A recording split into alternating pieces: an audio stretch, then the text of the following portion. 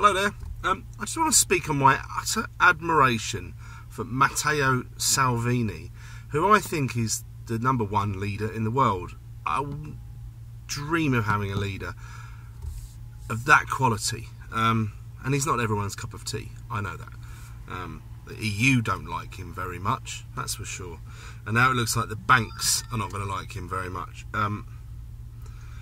I know when I say he's the greatest leader in the world, some people will say, what about Trump? And I say, yeah, Trump's doing a good job. Overall, good job. But he bombed Syria. Now, we now know, as a fact, although not many people know this because the mainstream media aren't talking about it, that the BBC producer, Riam Dalati, if I've got that right, has basically said that footage that we all knew was false, faked up, of dusty children having water put on them and some like asthma inhalers put down their throats were not the victims of Assad's chemical weapons attack. That was a symptom of dust inhalation from a war, because he's fighting ISIS, and ISIS are not going to just stand out in the open where you can get them where there's, you know, no other people in the way. It's a war, it's horrible, it's disgusting, and I'm not saying Assad is some saint. I'm not, but he's democratically elected and he's sort of defending his country against ISIS, our enemy. It's bizarre how we seem to be helping ISIS out there. And by the way, the gentlemen in white hats, they're Al-Qaeda. I think Al-Qaeda and ISIS are probably going to get on. It's not like a football rivalry like Spurs and Arsenal where we just hate each other because we're so close to each other. I think they probably line up ideologically and probably get on with each other. So that's a black mark for Trump, that one. Although, I'm going to say this, I tend to not try to look into conspiracies too much nowadays, because when you look into the rabbit hole, I tend to sort of step back a bit because I go, I don't know what's going on down there.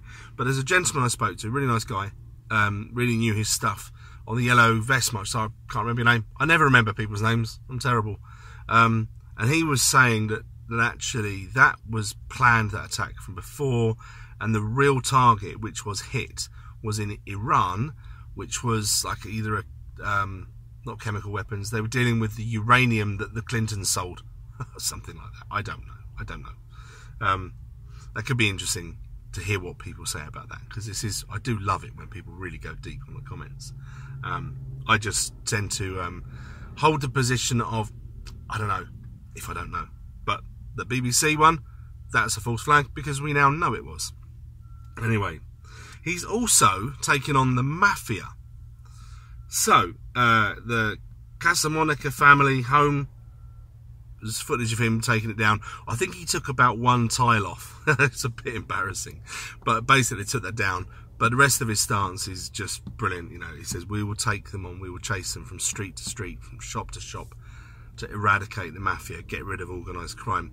I hope Salvini is around for a long time. I hope he has really good security. Because now he's taking on the central bank in Italy. Now, I don't know this. I can only suggest that that will link quite closely to the World Monetary Fund, the Federal Reserve, that evil lot.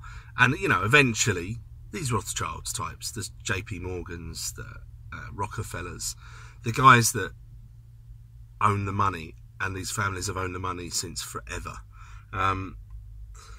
So, I mean, his statement was, you know, the banks, the gold reserves in Italy should belong to the people, not the central bank. He's going to be butting heads with many people in his own government, but he also wants to see fraudsters jailed for long periods of time, those that have put the Italian taxpayer in debt. And you've got to support that. I think he's amazing. God, I wish we had him over here. So I don't know whether all banks link in some way to the Federal Reserve. That's for the comments, please, those that really know their stuff. I'm suspicious that I believe that to do with the American project for the new American century, that a lot of that was because there's certain regimes that were refusing to play ball with the Fed-Res. Anyway, I watched Jekyll Island, so I should know my stuff really a bit more, but I forget lots of details. But here's some information I took from a documentary I just watched about American presidents that have stood up to either the central banking system or the Federal Reserve once that established, but it was the same thing, they just changed the name really. So Andrew Jackson in 1832 claimed he destroyed the second central bank, and he then within a few years had bragged that he created the lowest national debt in the history of the United States. He survived 2 assassination attempts. Abraham Lincoln in 1865 was assassinated. He had produced what they called then as greenbacks. Now this was essentially American printed money, not from the banks, that they had to borrow money from the banks to raise to pay for war efforts. He saved the American taxpayers a fortune in interest by these central banks, and he was assassinated. James Garfield, he came out and he said, who controls the money is its master. He was very, very highly critical of these bankers, and in 1881 he was assassinated. Lewis McFadden in 1929, after the recession, he fully blamed the Federal Reserve, and then later when he was charging board members, blaming them for corruption, called them an evil institution. There were 2 failed assassination attempts, and then finally in 1936 they got him. He was assassinated. Anyone ever heard of JFK? That name ring a bell? So in 1963 he produced an executive order. It was 4 1s and a 0, I think. Basically the whole point of that was so that the American government didn't have to borrow money, or he was going to try to make it illegal, I believe, for the Federal Reserve to lend money to the country. And just so people don't get confused, the Federal Reserve is not federal, it's privately owned, and it's not based on a reserve. They magic the money out of thin air. Before that, banks had to sort of base their money on something tangible like gold, some tangible assets. He produced around about 4 billion, I believe, US dollars in notes not by the Federal Reserve, and he also was taking on the CIA, and then shortly after that he was assassinated by one man. He shot in the front of the head from behind. No, he was assassinated by whatever. Okay, so all of those things that you can't prove that those assassinations were ordered by the Federal Reserve. I know that. It's highly suspicious. I think they were.